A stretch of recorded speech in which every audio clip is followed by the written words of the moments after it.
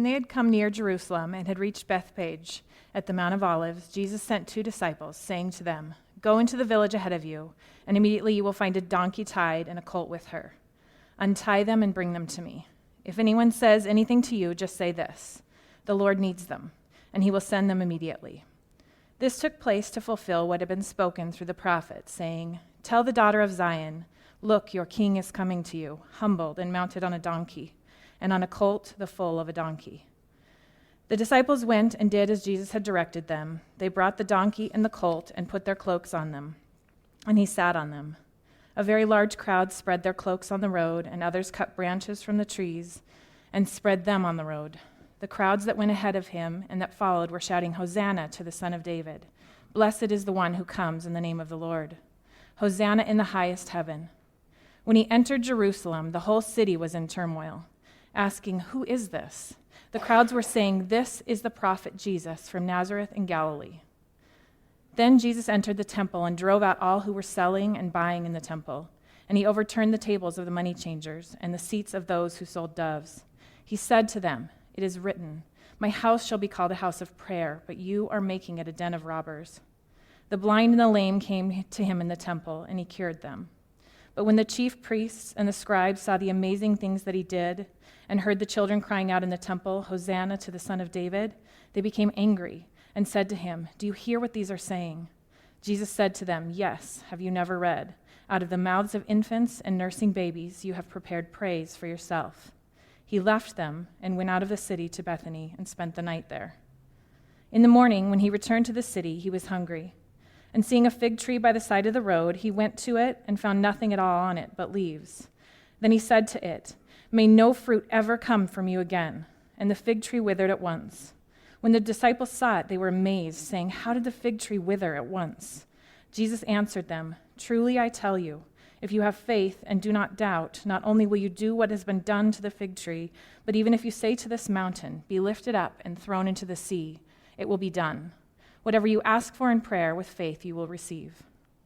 When he entered the temple, the chief priests and the elders of the people came to him as he was teaching and said, "By what authority are you doing these things, and who gave you this authority?" Jesus said to them, "I will ask you one question. If you tell me the answer, then I will tell you by what authority I do these things. Did the baptism of John come from heaven, or was it of human origin?" And they argued with one another. "If we say from heaven, he will say to us, 'Why then did you not believe him?' But if we say of human origin, we are afraid of the crowd, for all regard John as a prophet." So they answered Jesus, "We do not know." And he said to them, "Neither will I tell you by what authority I'm doing these things. What do you think? A man had 2 sons. He went to the first and said, 'Son, go and work in the vineyard today.' He answered, 'I will not.' But later he changed his mind and went. The father went to the second and said the same, and he answered, 'I go, sir,' but he did not go. Which of the 2 did the will of his father?" They said, "The first." Jesus said to them, "Truly I tell you, the tax collectors and the prostitutes are going into the kingdom of God ahead of you. For John came to you in the way of righteousness, and you did not believe him. But the tax collectors and the prostitutes believed, and even after you saw it, you did not change your minds and believe him." Listen to another parable. There was a landowner who planted a vineyard, put a fence around it, dug a winepress in it, and built a watchtower. Then he leased it to tenants and went to another country. When the harvest time had come, he sent his slaves to the tenants to collect his produce.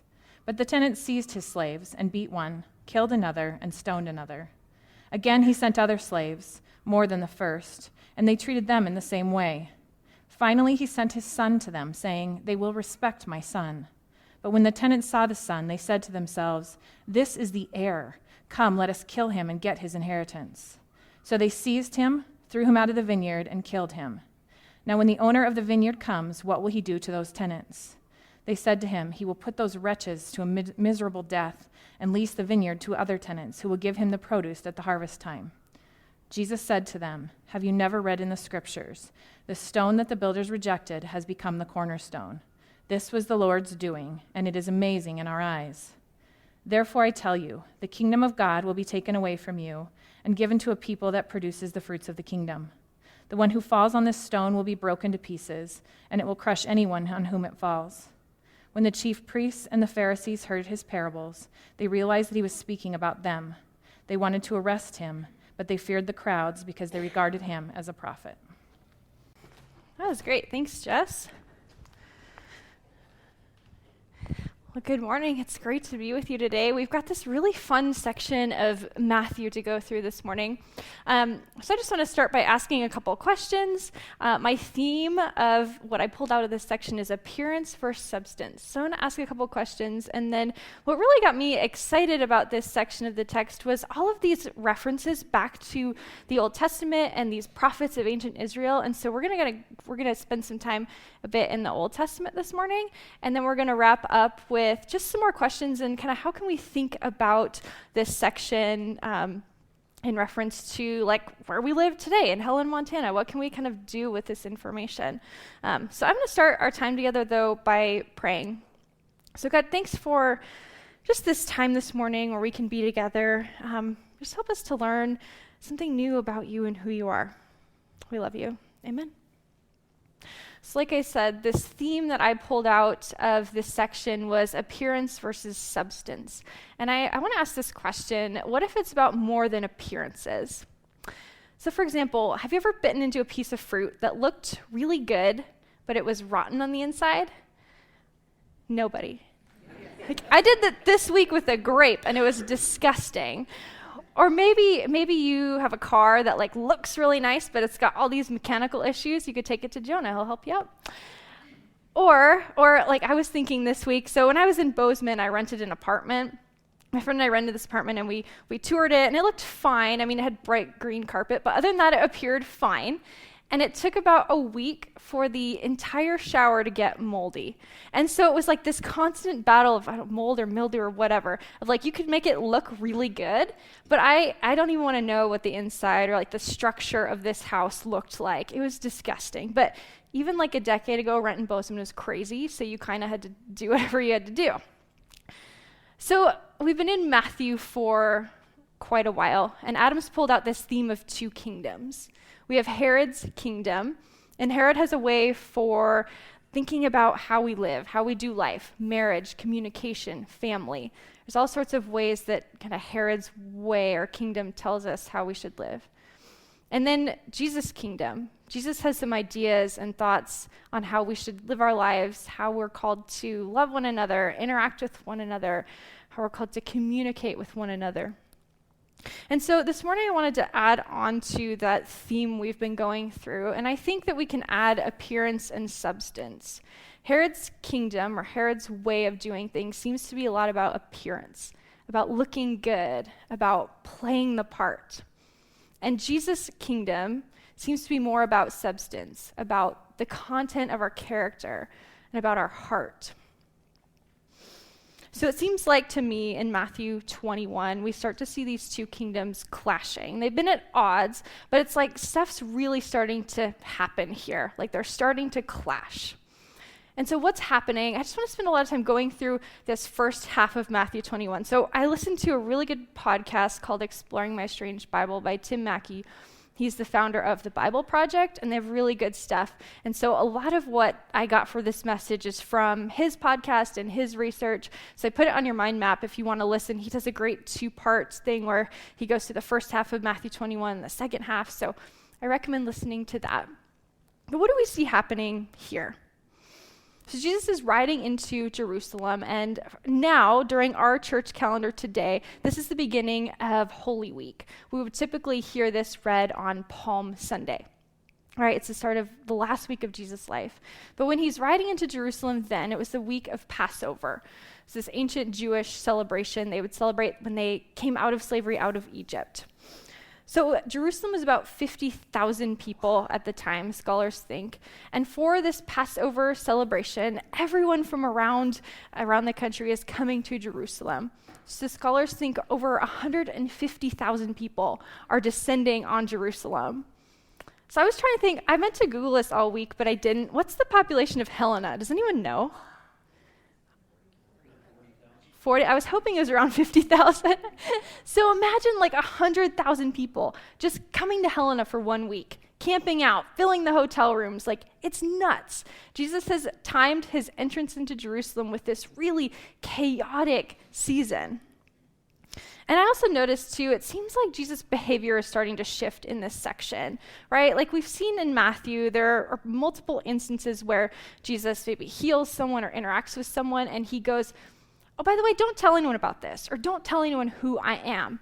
And yet here in this section, we have Jesus riding in, and there's people spreading their cloaks on the road, and they've cut branches and they've spread them on the road, and crowds are shouting, and the city doesn't know who he is. They say, who is this? And the crowds are shouting back. So it's chaos. It's just this really tumultuous event. So Jesus gets into Jerusalem, and he goes straight to the center of power in Israel at the time. He goes to the temple. So what's happening at the temple? What is going on at the temple here?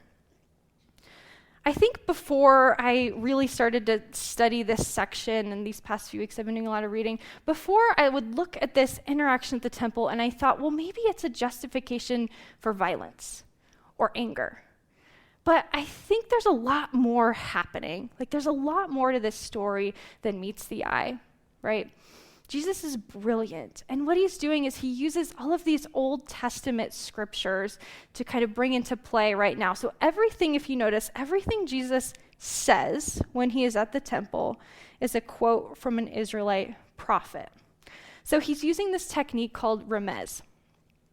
And so this technique was used by teachers and rabbis at the time, and they would use a tiny verse or sentence out of the scriptures, knowing that they assumed that their audience had this full understanding of the text. And so by citing this one little verse or one line, they would know that their audience could create a more full meaning of what's happening. So for example, if I say, I have a dream, what do you think of? Think of Martin Luther King Jr., you think of maybe civil rights, the 60s. So all I have to say is 4 words, and then out comes kind of a deeper cultural meaning or understanding of what's happening. Or another example, I asked a friend this week, I ran this by her, and I'm like, does this sound good? What would you say? She just looked at me and shouted, pivot! So you laugh because you know there's a whole show and this whole hilarious scene with Ross and who else is there, I don't know, but there's this whole scene, right? So one word brings about this whole kind of cultural meaning and understanding of what else is happening. So Jesus is doing the same thing here. So he enters the temple courts, he drove out all who were buying and selling there, overturned the tables of the money changers and the seats of those selling doves, and he says, where are we? Okay, there we are. He says, it is written, my house shall be called a house of prayer, but you are making it a den of robbers. So where have we heard this before? This first section, the house of prayer, is out of Isaiah. So it's from the prophet Isaiah. And in Isaiah 56, he writes, for my house shall be called a house of prayer for all people. Thus says the Lord God, who gathers the outcasts of Israel. I gather others to them besides those already gathered. So he's referencing this prophet Isaiah in this section of the text. What else does Jesus say? You're making it a den of robbers. Where would they have heard that before? They would have heard it from Jeremiah. Jeremiah has this speech where God says, go to the temple and say this. And it's a big, long speech, but just to kind of sum up so we understand where we're at, this is part of Jeremiah's speech to those at the temple. And Jeremiah says, here you are, trusting in deceptive words to no avail. Will you steal? Will you murder? Commit adultery, swear falsely, make offerings to Baal, and go after other gods that you have not known, and then come, stand before me in this house, which is called by my name, and say, we are safe. Only to go on doing all these abominations. Has this house, which is called by my name, become a den of robbers to you in this sight? To you in your sight. I too am watching, says the Lord. So the priests know exactly what Jesus is saying, right? They know exactly, because of this technique remez, they know exactly the context of what Jesus is saying. And what is he doing? He's calling them out. He's saying, you leaders of Israel, you chief priests, You go about your day and you murder and lie and steal, and then you come into the temple and you go, oh, wait, we're here. It's fine. Everything's good. Look, the temple's shiny. It looks great. We're here. Nothing to see here. It's fine. It's all about appearances. It's all good. So what else? There's a little bit more happening here. What do we know about the temple and the layout of the temple?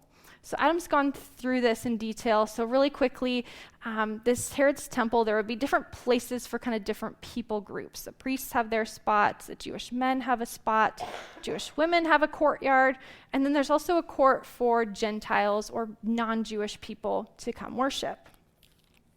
And so what is happening? We know that Caiaphas, the chief priest, has since moved these markets. I call it a market, but it's probably more like a 4-H fair because there's a lot of animals, because they would sacrifice animals for Passover, like lambs or doves. So he's moved all of these animals and this marketplace from outside of the temple to inside the temple courtyard.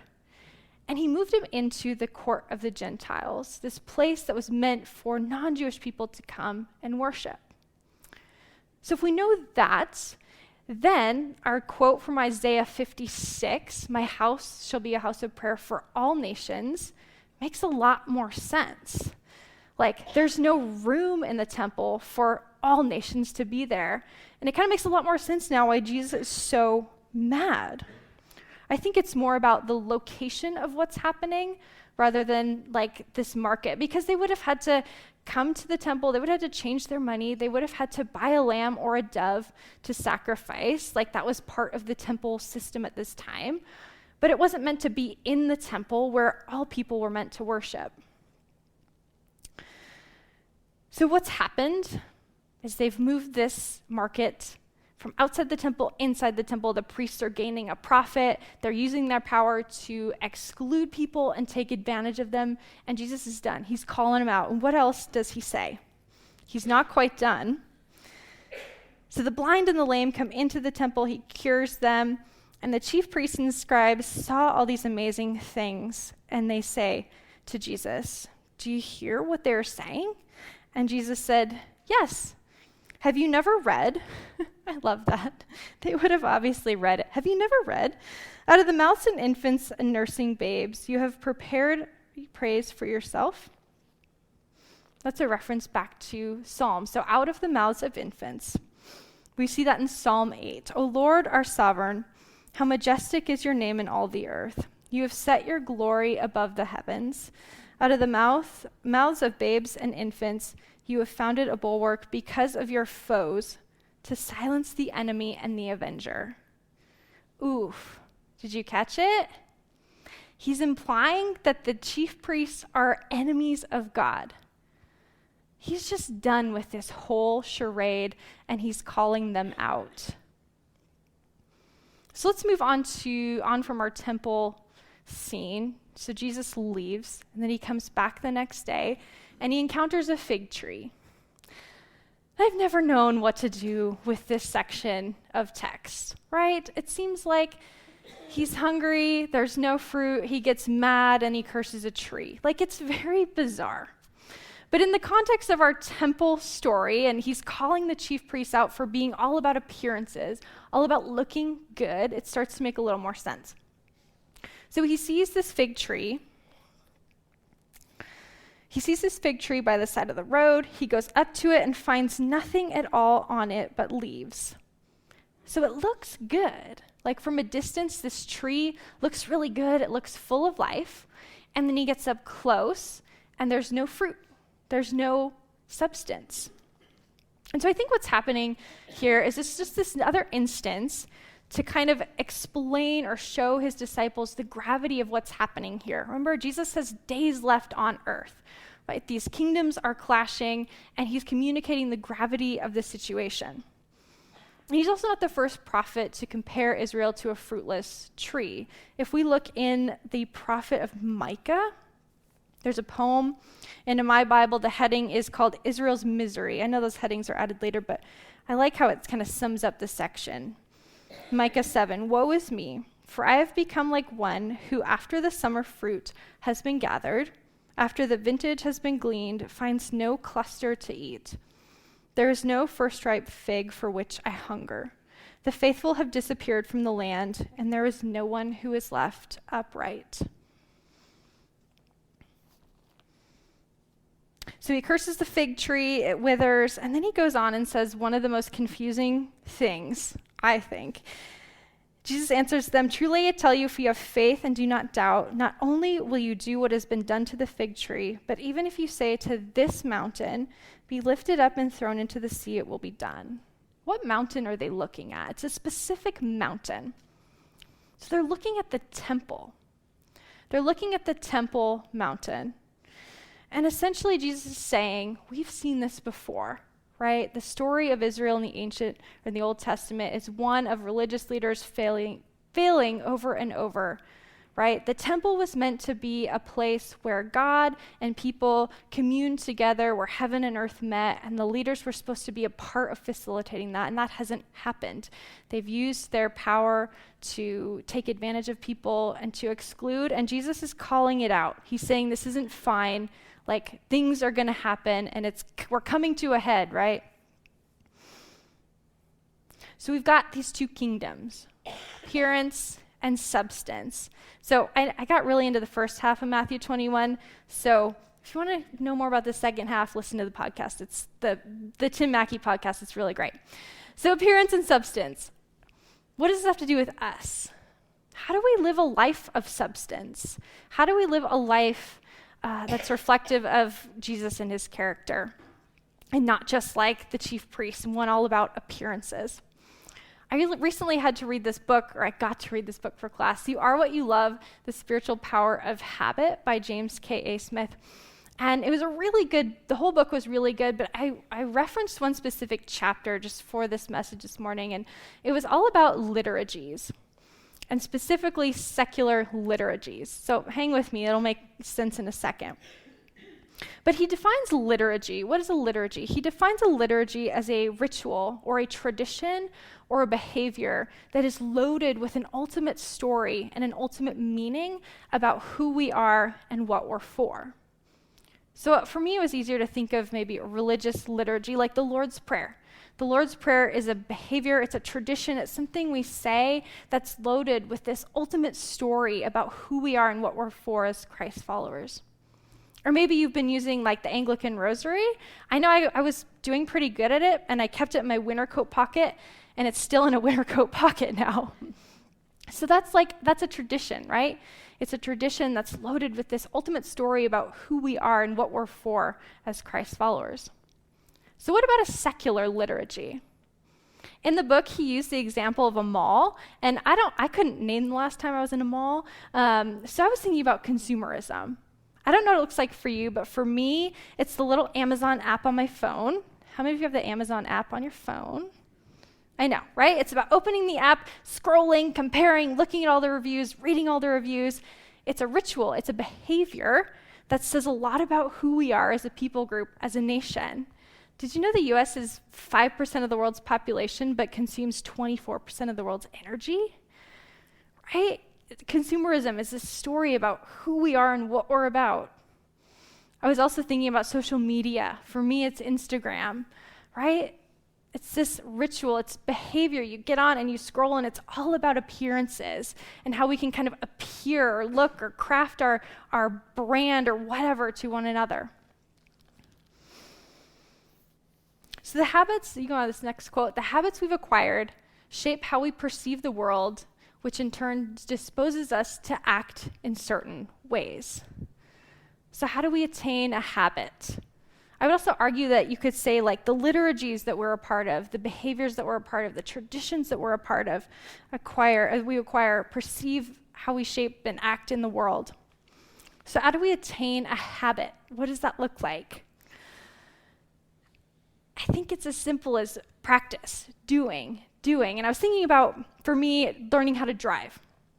I mean, if you're teaching someone how to drive, or you're driver's ed, or you're figuring out how to drive yourself, I was thinking about this behavior of learning how to drive. For me, it was kind of a painful process. So I was learning how to drive like 15 years ago, and my mom taught me, and she was not a chill driver teacher at all. Like, she had the white knuckle grip on the handle, and she did the ghost braking thing with her foot in the passenger seat. So for me, as practicing driving was stressful, and there was so much to think about and so much to pay attention to.